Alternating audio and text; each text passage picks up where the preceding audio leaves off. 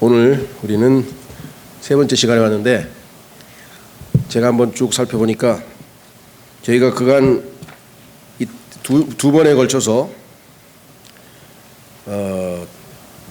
초스피드로 읽었죠. 아마 여기 계신 대다수의 사람들은 지금 어디로 가고 있는 거야 하면서 막 따라오느라고 정신이 없으셨을 것 같은데, 그렇게 초스피드로 읽었는데 두 번에 걸쳐서 63페이지를 읽었어요. 근데 나머지 두 번에 걸친 게 내용이 99페이지입니다. 그래서 이런 방식으로 읽어가서는 도저히 승산이 없고요.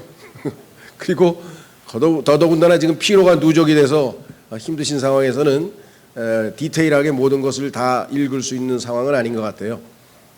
그래서 조금 그 핵심 포인트만 요약을 해서 읽고, 나머지 뒷부분에 오과서부터 나머지 5장 6장이죠. 챕터 5, 6장은 집에서 한번 차근차근 디테일한 내용을 한번 읽어보시면 좋을 것 같습니다.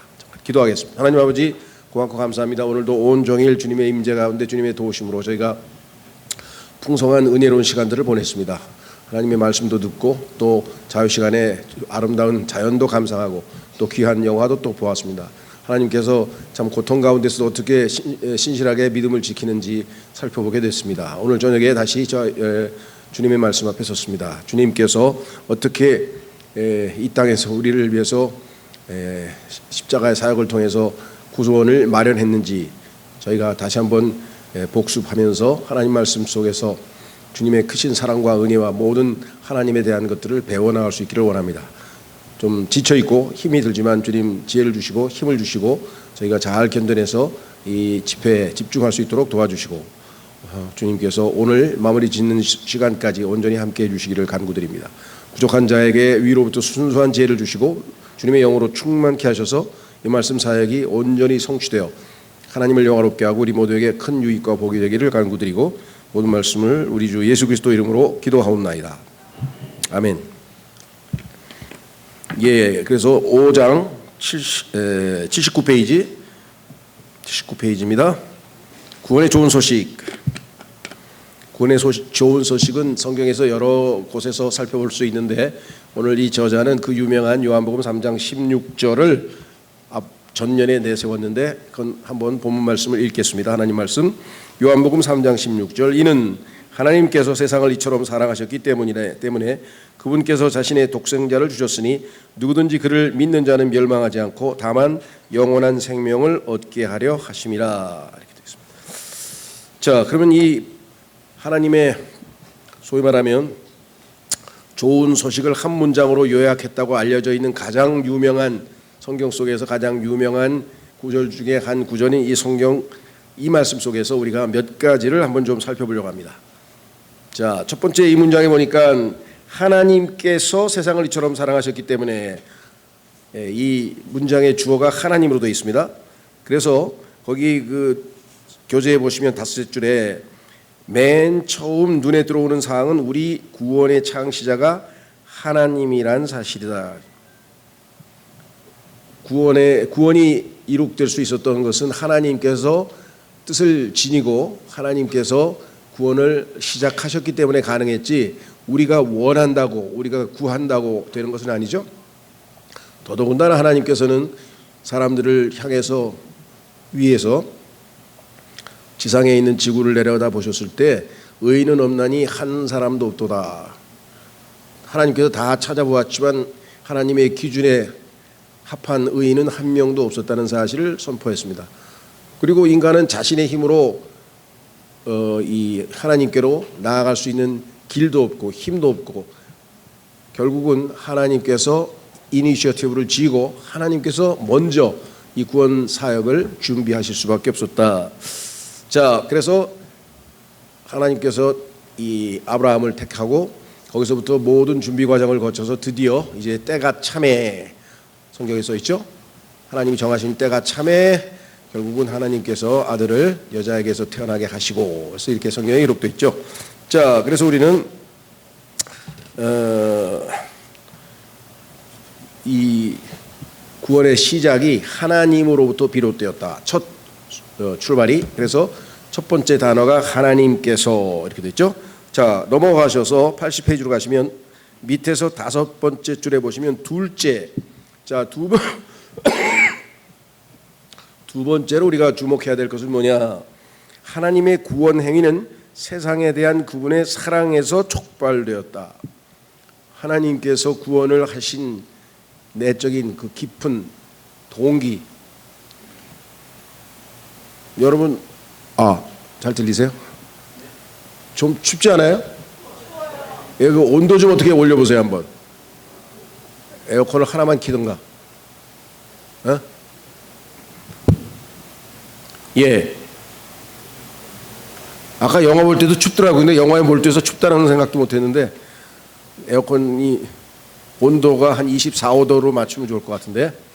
예. 자, 그래서 두 번째, 첫째는 하나님께서 구원을 시작하셨다는 것이고, 그 구원을 시작하신 동기가 그것을 통해서 하나님의 업적을 드러내신다든가, 뭐 하나님 자신을 만방에 알리신다든가, 어떤 다른 여러 가지 동기보다는 순수하게 죄인들을 사랑하셨기 때문에. 그래서 하나님께서 세상을 이처럼이라고 하는 단어가 영어에는 so죠. God so loved the world. so라고 하는 것은 그처럼, 이처럼 이렇게 번역하죠. 그 내용을 우리는 이미 알고 있죠. 자신의 아들을 내어주시기까지라고 하는 표현이 성경에 여러 번 나오잖아요. 그러니까 이처럼의 내용을 우리는 이미 알고 있어요. 그걸 모르는 사람은 하나님께서 이처럼, 근데 이처럼이 뭐지? 이처럼 하나님이 세상을 사랑하셨다는데 그 이처럼의 내용이 뭔가? 자신의 아들을 내어주시기까지, 그 내용이 숨겨져 있죠. 자, 그래서 그분의 사랑에서 촉발되었다. 다른 어떤 동기도 없다는 것이죠. 순수한 사랑의 동기로 하나님께서는 인간을, 죄인을 구원하기로 결정하셨다.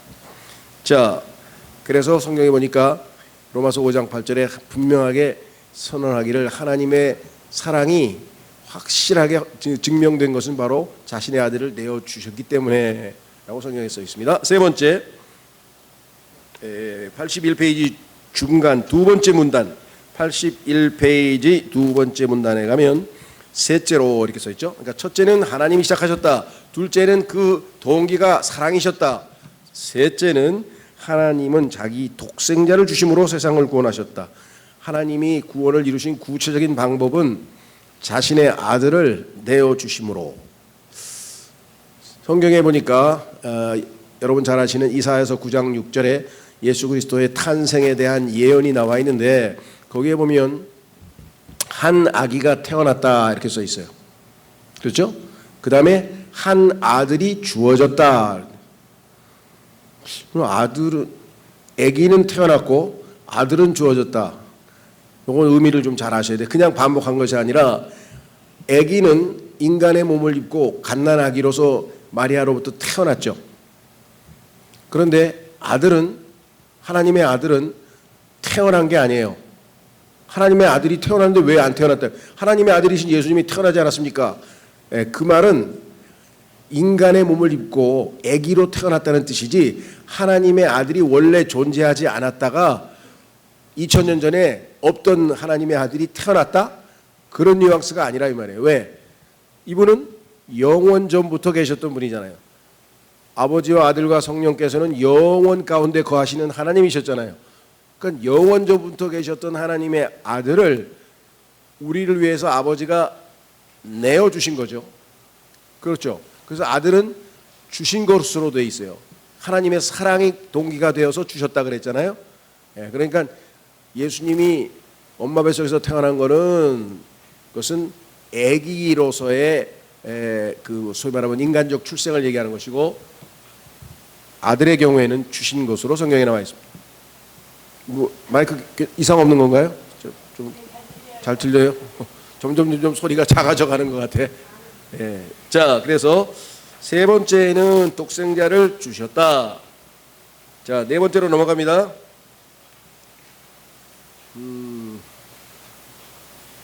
쭉쭉 자세한 디테일한 내용이 여기 자세하게 설명되어 있고요. 네 번째는 어디 있냐면 86페이지에 가 있습니다. 86페이지. 여기 보시면 이렇게 써 있죠. 밑에서 역시 두 번째 문단의 밑에서 일곱 번째 줄에 밑에서 네 번째로, 자, 그러니까 성경 한 구절에서 지금 우리가 세 가지 요소를 뽑아냈고, 이제 네 번째로 하나님이 아들을 보낸 목적은 그를 믿는 자마다, 조건이 하나 붙어 있어요. 믿는 자마다 멸망하지 않고 영생을 얻게 하기 위함이라. 그렇죠? 믿는 자마다 영생을 얻게 하기 위함이라.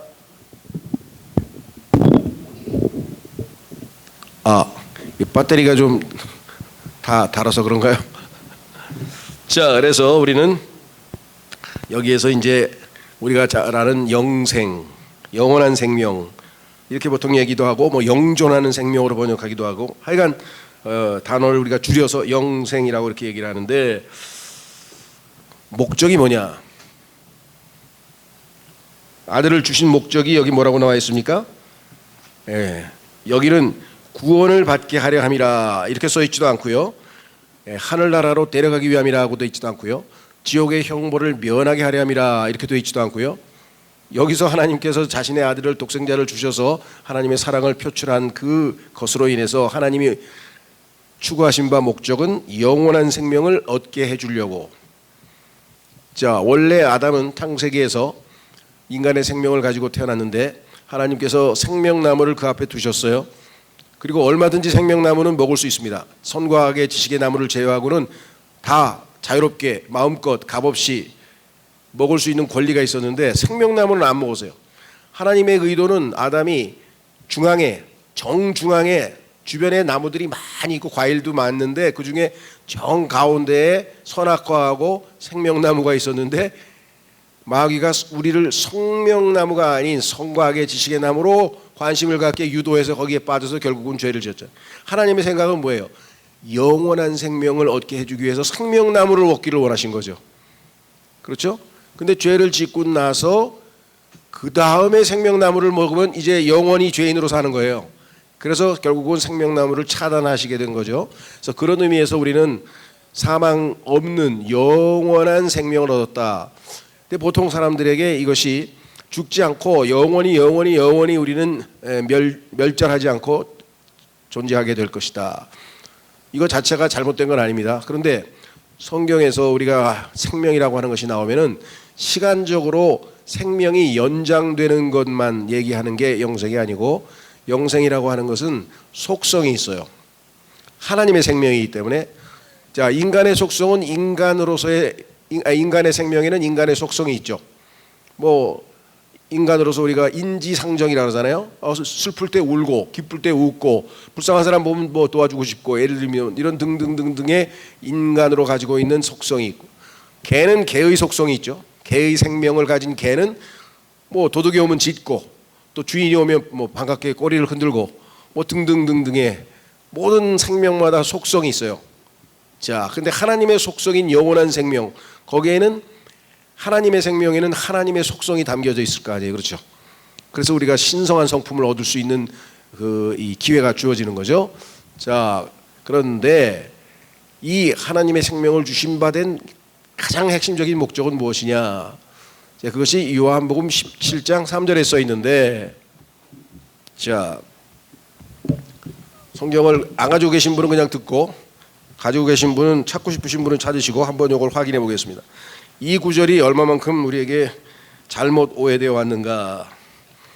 자, 요한복음 17장 3절. 제가 보기에는 아마 다른 킹제임스 성경이 번역된 게 6, 7개 된 것 같은데 그 중에서 한두 개 정도만 정확하게 좀 번역이 된 것 같아요. 이렇게 돼 있어요.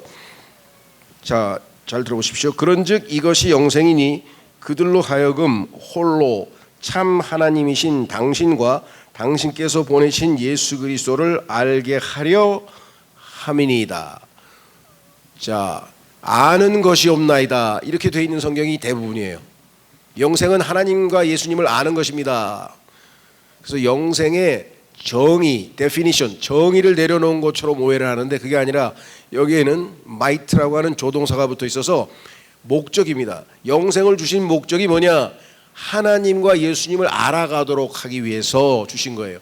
그 생명이 없으면 우리는 하나님을 알아갈 수도 없고 예수님을 알아갈 수가 없어요.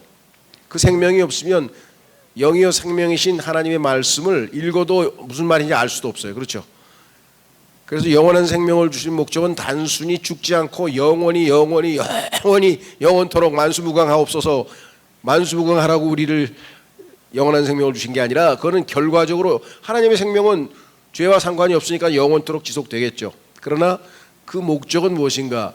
그 생명을 통해서만이 하나님이 어떠하신 분이를 알게 되고, 그 생명을 통해서만이 하나님의 아들이신 예수님이 어떤 분이신가를 알아갈 수가 있다 이 말이죠. 이해가 되시겠어요? 그러니까 우리가 지금 계속 예수님에 대해서 알아가고 또 하나님 말씀을 통해서 그분을 알아가는 지식에서 은혜 가운데 성장하고 있는 것이지, 그 생명이 없다면 우리가 무슨 수로 하나님의 말씀을 읽고 하나님에 대해서 배우고 하나님의 계시의 말씀을 이해할 수가 있겠습니까? 그렇죠? 자, 그래서 우리는 생명을 얻게 하시는 게, 영원한 생명을 얻게 하시는 것이 하나님의 목적이었다. 자, 이제 넘어가셔서 87페이지에 밑에서 중간쯤에 보면은 끝으로 5개죠. 4가지 중에서 이제 요한복음 3장 16절에 대해서 5번째로 우리가 주목해야 될 사항은 뭐냐, 여기 나와 있네요. 이 본문은 우리가 이 큰 복을 붙잡으려면 믿음이 필요하다고 말씀하신다. 자, 아까 뭐라고 말씀하셨습니까? 요한복음 3장 16절에서 누구든지 그를 믿는 자는 멸망하지 않고 영원한 생명을 얻게 된다 했잖아요. 그러니까 조건이 딱 하나 있어요. 믿는 거죠. 그러니까 믿는 게 뭐냐 그랬더니 요한복음 1장 12절에서 예수 그리스도를 영접하는 것, 받아들이는 자, 곧 그분의 이름을 믿는 자. 그러니까 믿음과 예수님을 나의 구원자로 받아들이는 것과 같은 개념으로 나와 있고, 에베소서 1장 3절에서는 너희가 복음을 듣고 그분을 신뢰한 후에 성령께서 너희에게 인을 봉인하셨다, 이렇게 기록되어 있어요. 그러니까 사람에 대한 신뢰라는 거 아시죠? 그 사람이 어떤 존재인지 우리가 인식하면, 이 사람은 신뢰할 만한 분이다, 그럼 신뢰할 거 아니에요. 그렇죠? 자, 그래서 믿음이라고 하는 것은 바로 그와 같이 유일하게 하나님과 인간과의 관계를 회복할 수 있는 유일한 수단이 뭐냐, 이게 믿음이라고 하는 수단인데, 하나님께서 뭐 쉽게 얘기해서 구원을 다 만들어 놨어요. 만약 물건이라고 친다면 구원을 여기다 다 만들어 놨습니다. 다 오라 이거야. 수고하고 무거운 짐진 자들아, 죄인들아, 다 내게로 와서 하나님 저에게 구원을 주십시오 하고 손을 내미는 행위, 이게 믿음이에요. 손을 내밀면 하나님께서 다 주신다 이거예요. 손을 안 내밀면, 그렇죠? 관심 없다고 안 찾아오면, 손을 내밀지 않으면 결국은 구원을 선물로 받을 수가 없는 것이겠죠. 자, 그래서 우리는 첫 번째 구원자의 사역에 있어서 하나님께서 하신 4가지, 요한복음 3장 16절과 관련해서 5가지죠. 잘 살펴보았습니다. 자, 88페이지로 가셔서, 자, 두 번째 테마는 뭐냐, 자기 죽음에 대한 예수님의 가르침이에요. 예수님께서 자기 자신의 죽음에 대해서 그 죽음이 갖는 의미를 성경에서 뭐라고 설명해 놨는가, 굉장히 우리에게 관심이 많죠. 예수님은 자기 죽음에 대해서 어떻게 생각하고 계셨는가.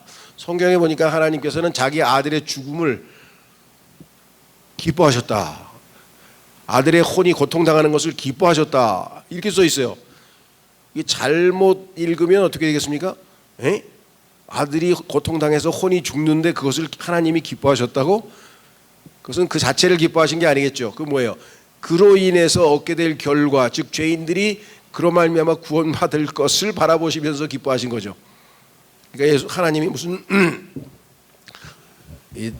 상대방이 고통당하는 것을 보고 즐거움을 누리는 새디스트가 아니고, 하나님께서는 그를 통해서 얻게 될 수많은 죄인들의 구원을 미리 내다보시면서 기뻐하신 거겠죠. 자, 그래서 우리는 88페이지의 맨 밑에 자기 죽음에 대한 예수의 가르침인데, 첫 번째는 그분의 죽음은 꼭 필요한 것이었다. 자, 성경에 보면은 누가복음 9장 51절에 이렇게 써 있습니다. 그러고 나서 이러한 일이 있었으니 그분께서 위로 들림을 받으셔야 할 때가 되자, 하나님께서 이제 나를 부르시는구나, 내가 하늘로 올라가야 될 텐데, 올라가기 전에 해야 될 2가지가 있죠. 이들 죽어야 되잖아요. 그 다음에 부활해야 되잖아요.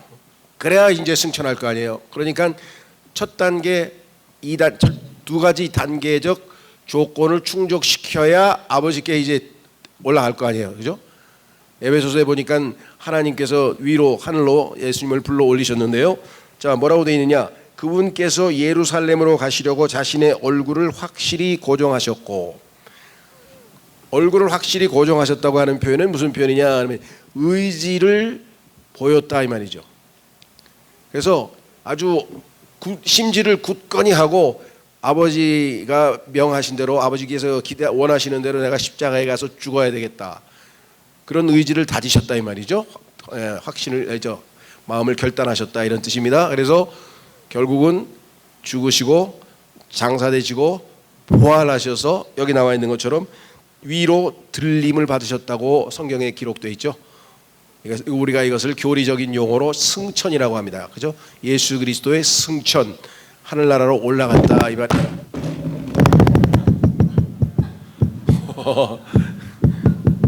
이게 깜짝 놀란. 자, 그래서 이제 우리는 그분의 죽음은 꼭 필요한 것이라는 사실을 성경 곳곳에서 설명하는데, 지금 우리가 읽었던 이 말씀을 통해서 예수님도 이것이 없이는 승천과 부활, 죄송합니다. 죽으심과 부활 없이는 승천이 있을 수가 없어요. 가는 과정이잖아요. 건너뛸 수가 없죠. 그렇죠? 그래서 성경에서는 보통 예언자들이 예수 그리스도의 고난과, 이건 초림이시고, 그 다음에 그 후에 있게 될 영광, 그거는 부활이죠. 부활 후에는 이제 승천해서 올라가니까, 그래서 이 두 가지 죽으심과 부활에 대해서 미리 증언해 두셨다. 예언자들의 영 안에서 성령, 그리스도의 영께서 그렇게 미리 예언을 하셨다고 성경에 기록되어 있죠. 자, 두 번째, 이 89페이지로 가시면 그분의 죽음은 아버지의 뜻이다 그랬어요. 아까도 말씀드렸죠. 하나님께서 자신의 아들의 혼이 고난을 당하고 고통을 당하는 것을 기뻐했다는 것은 뭐냐면 그것을 통해서 이루시고자 하는 하나님의 계획이 있었다라고 하는 뜻이겠죠. 그래서 예수님께서는 이 아버지의 뜻을 수용을 하셨습니다. 수용을. 자, 그래서 마가복음 9장 12절에서 그러자 그분께서 그들에게 대답하며 이같이 말씀하셨더라. 진실로 엘리야가 먼저 와서 모든 것들을 회복시키느니라. 그리고 인자에 관하여 기록되었으니, 자, 나에 대해서 이렇게 예언이 기록되어 있지 않느냐. 구약에 뭐라고? 그는 반드시 많은 것들로 순환을 겪고 멸시를 받아야만 한다고 하였느니라. 이 과정이 필수 과정이다 이거죠. 반드시 이 과정이 있어야 된다라고 하는 사실을 성경에서 말씀하고 있다라고 하는 것이겠죠. 그래서 그것은 하나님의 뜻이다 이 말이죠. 왜? 여기 나와 있는 것처럼 하나님께서 미리 예수님의 행적에 대해서 예언을 해놓은 것을 보면 그것은 분명한 확고부동한 하나님의 뜻이다라고 하는 것이겠죠. 자, 그래서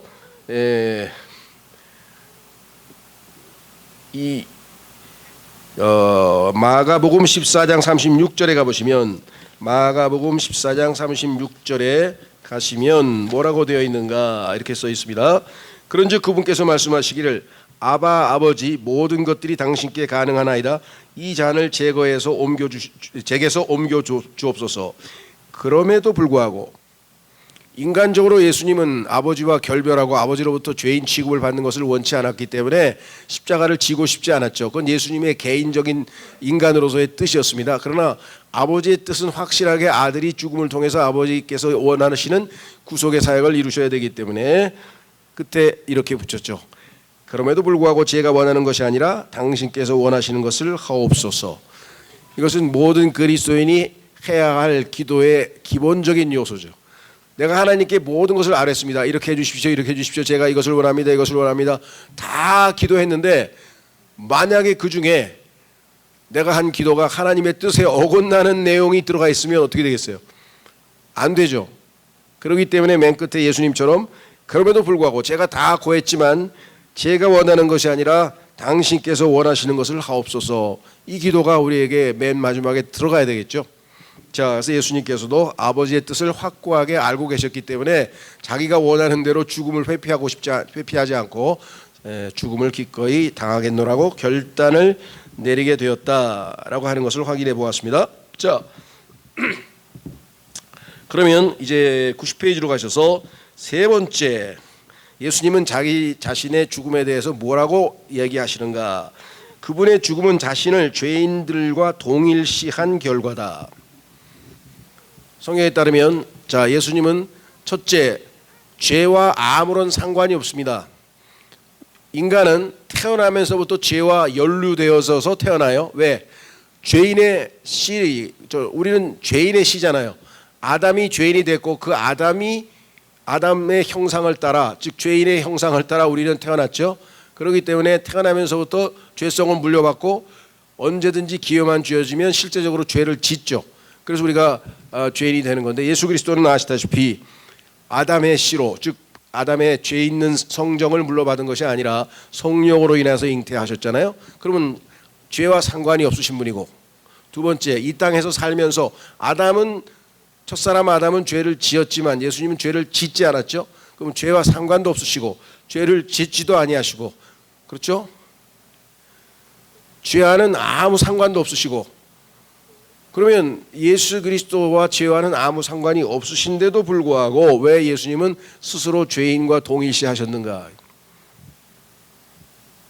자, 예수 그리스도가 죄 없으신 분이 죄 있는 죄인들을 대신하기 전까지는 죄인들은 죄의 속박으로부터 벗어날 수 있는 기회가 전혀 없다는 거예요. 자기 힘으로 죄 문제를 해결할 수 없잖아요. 그러니까 누군가가 그 죄 문제를 대신 해결해 주려면 속죄 헌물로, 죄를 대속할 수 있는 헌물로 자기 자신을 하나님께 바쳐야 되는데 예수님이 과연 그런 자격을 갖추고 있었는가? 첫 번째는 예수님이 우리와 똑같은, 우리처럼 소위 말하면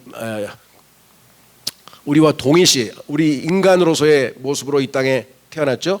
천사나 무슨 영적인 존재로 태어난 게 아니고, 자, 두 번째는 그분께서 소위 말하면 자신을, 그렇죠, 하나님의 뜻에 따라서 대신 자신이 우리의 죄값을 짊어지고 자신의 의를 우리에게 넘겨주셨죠. 그게 고린도후서에 보면은 예수님께서 죄가 되신 것은, 그것은 바로 우리로 하여금 하나님의 의가 되도록 하려 함이라 맞바꾸셨다 그러죠. 예, 그래서 우리는 죄인과 동일시하신, 자기가 죄인과 동일하다, 아브라함의 후손처럼 나도 인간으로 육신의 모양을 입고 태어났다라고 하는 것을 누차에 걸쳐서 강조하고 계신 것을 우리가 보게 됩니다. 그렇죠? 자, 그래서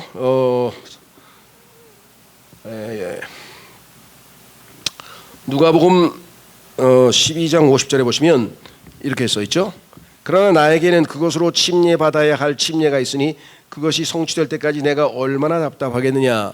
이 침례는 하나님의 진노의 침례죠. 그러니까 소위 말하면 하나님으로 인해서 자기가, 예를 들면 예수님은 죄가 없으시니까 침례를 받아야 될 이유가 없으실 텐데도 불구하고 사람들에게 그 침례인 요한에게 나를 침례를 주라고 하면서 자기가 이스라엘 백성, 즉 죄인과 동일시하는 그 모습을 우리에게 성경에서 분명하게 보여주셨다. 그렇죠? 자, 그리고 그 유명한 예수 그리스도의 그 고백이 있었죠. 자신이 죄인을 대신해서 죄인으로서 하나님 앞에 서 있다는 사실을 고백하시면서 이렇게 말씀하셨죠. 그런즉 제9시에 예수님께서 큰 음성으로 소리치며 말씀하시기를 엘로이 엘로이 라마 사막다니 하셨느니라. 그것은 나의 하나님 어찌하여 당신께서는 저를 버리셨나이까 라고 해석되느니라. 죄인과 자신을 동일시하신 예수 그리스도의 모습을 성경에서 우리가 확인해 볼 수가 있습니다. 자, 그래서 우리는 넘어가셔서 92페이지로 가셔서 네 번째, 예수님은 자기 죽음에 대해서 네 번째 무엇라 말씀하시는가? 92페이지에 4번, 92페이지에 그분의 죽음은 세상에 대한 하나님의 심판이다. 죄 삭은 사망이죠. 하나님께서 죄에 대해서 심판을 하셔야 되는데 예수 그리스도께서 아까 우리를 대신해서 죄가 되셨다고 했잖아요. 그럼 예수 그리스도의 죽음은 하나님이 죄에 대해서 명백하게 심판을 하셨다는 것을 입증할 수 있는 것이죠. 그래서 여기 나와 있는 것처럼 분명히 말씀하시기를 마태복음 21장 42절에 보시면 마태복음 21장 42절에 보시면 예수님께서 그들에게 이같이 말씀하시느니라 너희는 성경 기록들 안에서 건축자들이 거절한 돌 바로 그것이 모퉁이의 머릿돌이 되나이다. 이것은 주께서 행하신 일이요 그것은 우리의 눈에 놀랍나이다 한 것을 전혀 읽어보지 못하였느니라. 거절된 돌, 그렇죠? 하나님의 심판의 대상이 되었던 그러한 존재로서 예수 그리스도께서 우리를 대신하셨다는 것은 죽음은 하나님의 명백한 심판의 결과라고 하는 것을 예수님께서 자신의 죽음으로 확증해 주신 것이겠죠. 자, 그리고 성경에 보면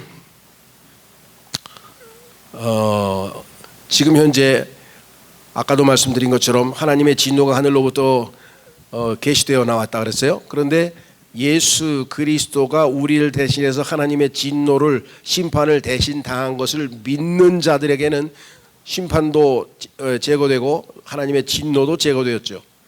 그러나 그렇지 않고 아직도 그 죄에 대한 심판을 자기가 믿음으로 예수님을 받아들이지 않은 경우에는 그 사람 위에, 즉 예수님을 아직 믿지 않고 있는 사람들 위에 하나님의 진노가 머물러 있다, 이렇게 성경에 써 있어요. 자, 그 다음에 다섯 번째, 예수님의 죽음은 여기 나와 있죠.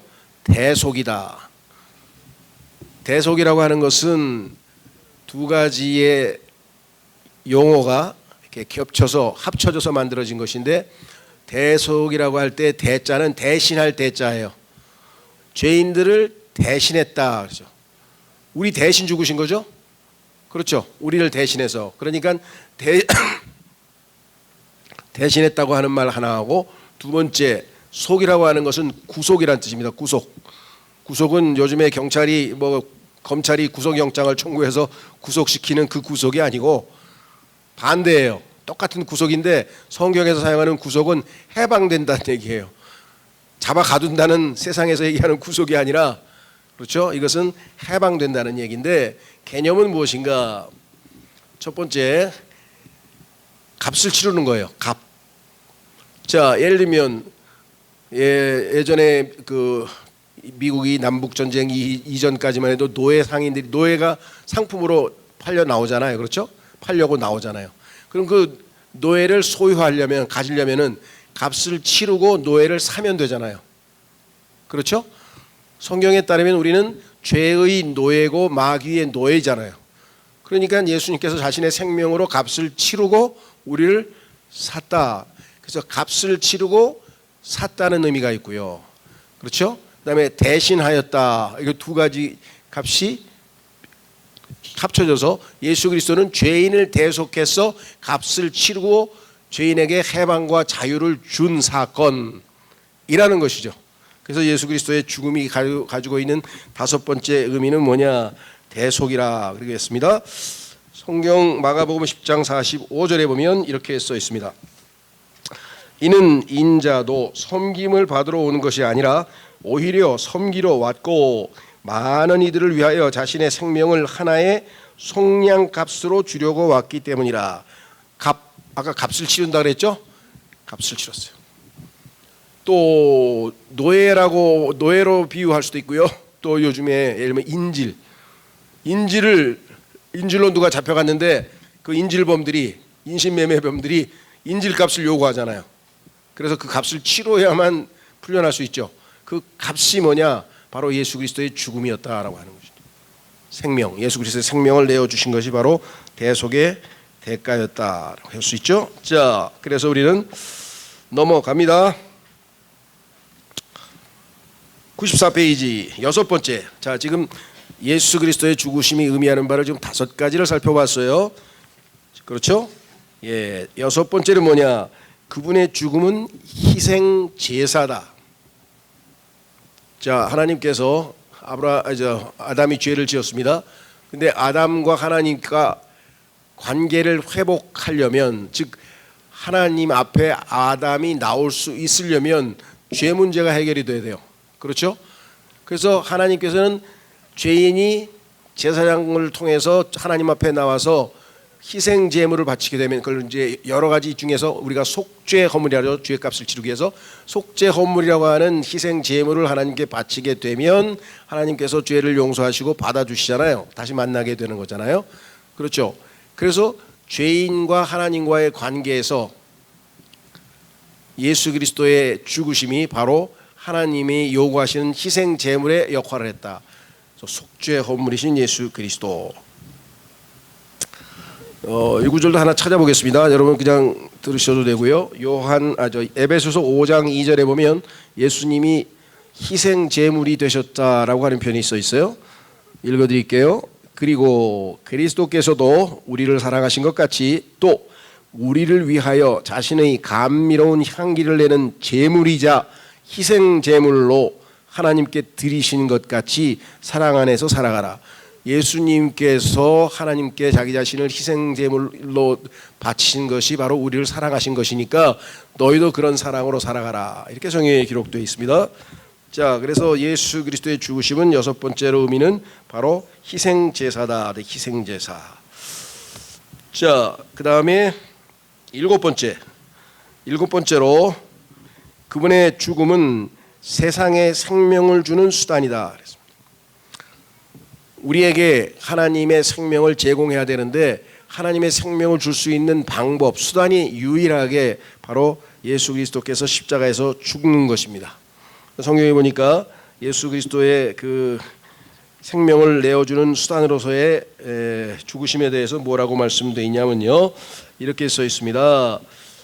요한복음 10장 11절 10절 11절 요한복음 10장 11절에 보시면 뭐라고 써 있는가, 이렇게 써 있습니다.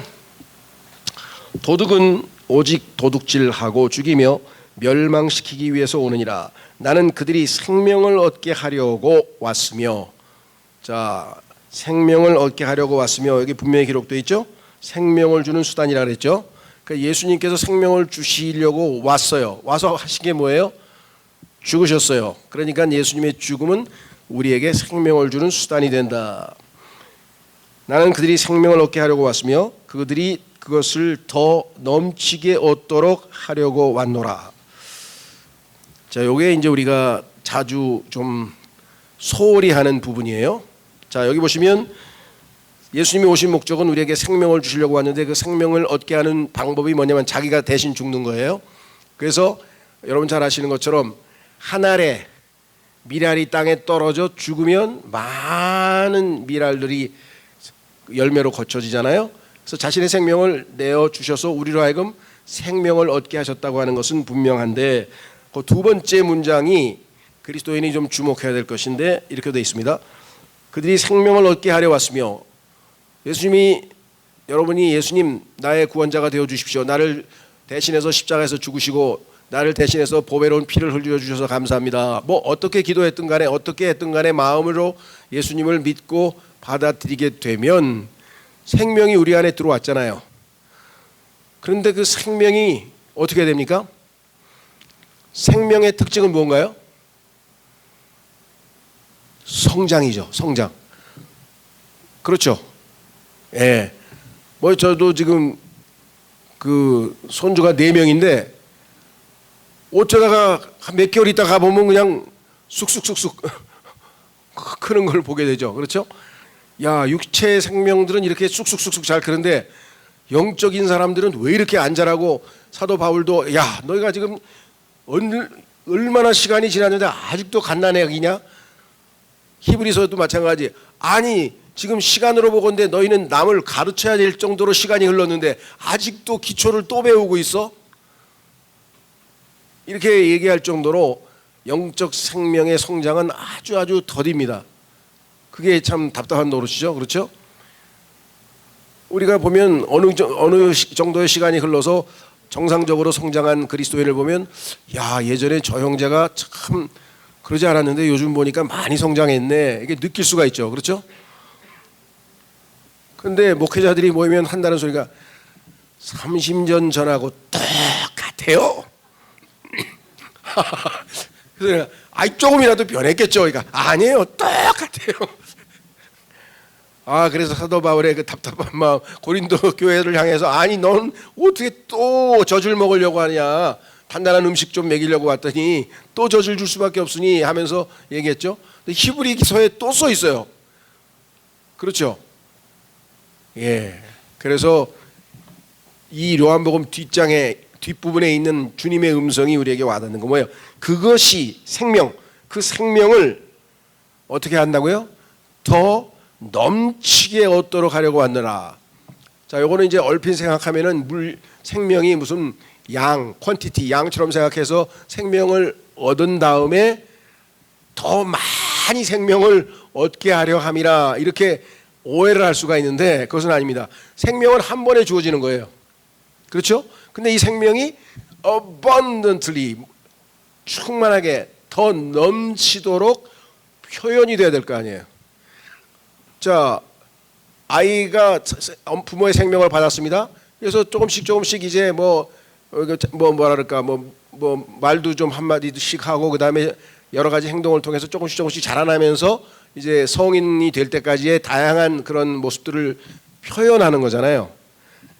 그래서 이것은 사실은 뭐 아직 결정된 건 아닙니다만은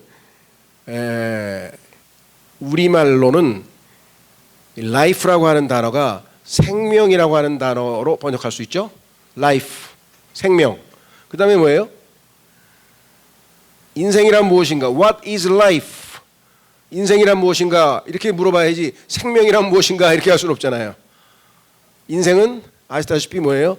안개와 같다. 야고보서에 써 있잖아요. 그런 것처럼 인생이라고 번역을 해야 될 때가 있어요. 문맥에서. 근데 이게 이제 우리말이기 때문에 영어는 life라고 하는 한 단어를 보면서 당연히 더블 애플리케이션, 이중 적용을 합니다. 요거는 생명으로 이해를 할 문맥이 요 문맥에서는 life, 생활로 이해를 해야 될 때가 있죠. 그래서 사실은 우리는 life 하나로 해결이 안 되기 때문에 문맥에 따라서 생명으로 번역해야 될 때가 있고 생활로 번역해야 될 때가 있죠. 바로 요게 거기에 해당이 되는 거예요.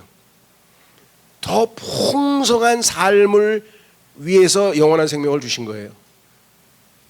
무슨 말씀이 되셨어요? 그러니까 뭐 풍성한 그 생명이라고 해서 잘못된 건 아닌데 그때는 생명보다는 삶, 생활 이렇게 번역을 하는 게 좀 낫겠죠. 여러분들이 이와 같이 이 생활과 생명으로 번역되는 것 중에 아까 얘기했어요. 야고보서에 우리의 생명이 무엇이냐? 우리의 생명은 금방 있다가 사라져버리는 안개와 같으니라. 그때는 생명보다는 뭐라고 번역하는 게 낫겠습니까? 우리 인생이 뭐 별거 있어? 그렇게 얘기하지. 우리 생명이 뭐 별거 있어? 이렇게는 안 하잖아요. 그러니까 우리말로 훨씬 더 자연스럽게 하려면 그 문맥에서는 똑같은 라이프라고 하더라도 생활로 인생으로 번역을 해야 되겠죠. 무슨 말이 되셨죠? 예. 이왕 나왔으니까 한 구절도 더 해보죠. 이것도 왜냐하면 우리가 다른 성경과는 달리 번역되어 있는 부분인데 그게 잠언 4장 23절에 써 있습니다. 아마 좀 기억해 두시면 좋을 것 같아요. 왜? 성경에서 가장 핵심적인 구절 중에 하나예요. 잠언 4장 23절에 제가 읽어드릴게요. 열심을 다하여 너의 마음을 지키라. 이는 인생의 문제들이 거기서 나오기 때문이라. 우리도 그렇죠. 뭐 사람 마음 먹기 아니겠어? 우리 삶이라는 게 인생 마음 먹기 나름 아니겠어? 그렇죠. 자, 그래서 여기 보시면 분명하게 뭐라고 했냐면은 23절에 열심을 다하여 너의 마음을 지키라 그랬어요. 왜? 잠언에서 말씀하는 하트, 이거는 영적인 하트, 즉 마음을 얘기하는 거지 우리의 피지컬 하트, 심장 얘기하는 게 아니잖아요. 너희는 열심을 다하여 너의 심장을 지키라 이렇게 번역할 수는 없잖아요. 여기서 무슨 말인지 아시겠죠? 그 다음에 이는 인생의 문제들이 거기서 나오기 때문이라. 그래서 인생의 문제라고 번역을 해야지. 여기서 생명의 근본이 거기서 나옴이라. 생명의 근본이라고 하면 사실은 앞부분을 심장으로 번역해야 돼요. 왜? 여기서 피가, 생명의 피가 흘러나오기 때문에. 그러니까 이 피지컬한 거하고 스피리추얼한 거하고를 우리말은 용어를 달리 써요. 마음, 심장. 근데 영어는 하트 썼어. 근데 아무 문제가 안 생겨. 왜? 읽어가면서 자동으로 이게 피지컬한 건지 스피리추얼한 것이 다 이해가 되잖아요. 근데 우리말로 번역을 하는 번역자의 경우에는 이걸 요 문맥에서는 심장으로는 안 돼. 이건 아니야. 그래서 거기까지는 괜찮았어요. 마음으로 했어요. 그런데 뒤에 나와 있는 라이프는 인생의 문제라고 번역을 안 하고 생명의 근본이라고 번역을 해놓으면 앞뒤가 안 맞는다 이 말이에요. 무슨 말이가 되셨어요? 자, 그래서 여기 예수님께서 말씀하신 뒷부분도 바로 우리가 그런 면에서 풍성한 생명. 자, 다시 돌아오겠습니다. 좀 약간 주제에서는 벗어났는데요. 마지막으로 96페이지 여기까지 하고 좀 8번까지 하고 좀 쉬겠습니다. 96페이지에 보시면 8번에 그분의 죽음은 개별적인 사항이 아니라 다른 이들이 참여를 요청하는 것이다. 자, 예수 그리스도의 죽으심은 첫째로 어떤 의미에서 개별적인 인디비주얼 하나의 죽음이 아니고 대표해서 온 인류를 대표해서 죽은 거죠. 예수님의 한 개인이 죽은 게 아니죠. 예수님이 죽었을 때 온 인류가 다 같이 심판을 받고 죽은 거잖아요. 제일 쉽게 얘기를 하면은 학창 시절에 여러분들도 경험하셨겠지만 담임 선생님이 들어와서 보니까 아이들이 소위 말하면 제자리에 앉지도 않고 질서도 없고 엉망진창이 됐어요. 그럼 담임 선생님은 이 아이들 하나하나를 다 야단칠 수는 없잖아요. 그래서 어떻게 해요? 대표를 부르잖아요. 야, 반장 나와. 그 반장이 나와서 엎드려. 그리고 반장이 빠따를 맞으면 다 맞은 걸로 간주해주고. 이해가 되세요? 예수 그리스도의 죽음은 그러니까 예수님 개인 한 사람이 죽은 게 아니라 온 죄인들이 다 예수님 안에서 다 같이 죽은 거예요. 그런 의미에서 개별적인 죽음이 아니란 뜻이죠. 두 번째는 예수님이 죽으신 다음에 그로 말미암아 생명을 얻게 된 수없이 많은 죄인들이 예수 그리스도의 생명으로 예수님을 표현하고 나타내기 때문에 집단적이지 개별적이지 않다는 얘기예요.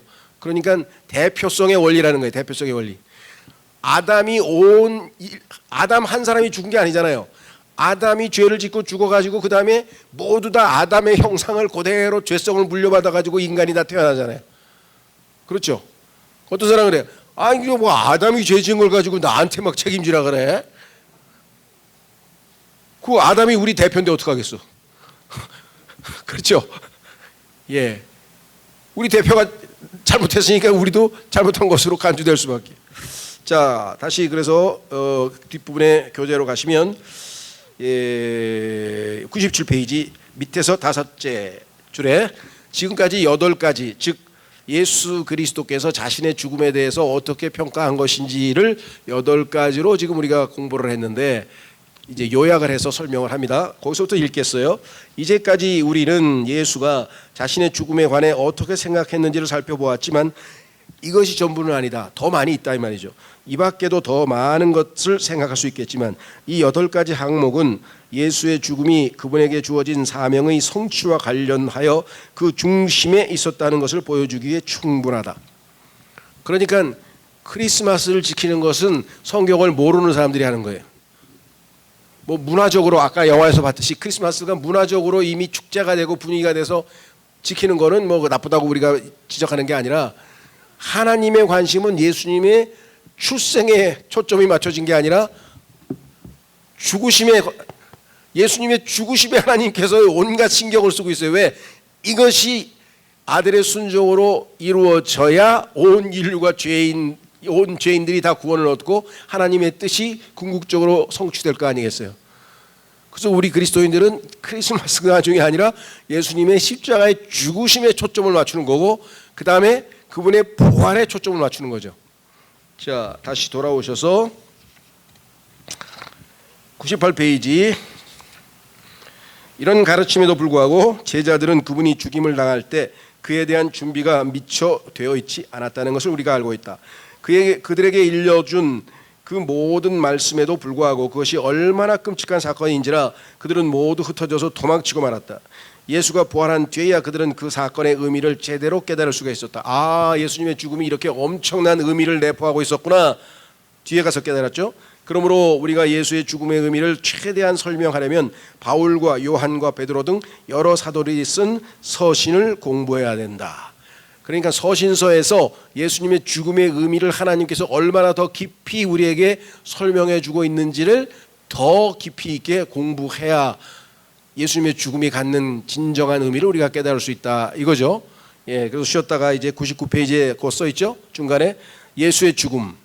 여기에 예수의 죽음을 사복음서 이외에, 즉 서신서를 통해서 하나님께서 더 계시해 주신 5가지 항목을 우리가 10분 쉬었다가 9시 맞네요. 10분 쉬었다가 맞나요? 우리 1시간밖에 공부 안 한 거죠? 지금 내가 쉬었다가 9시까지 두 번째 과목을 공부하겠습니다.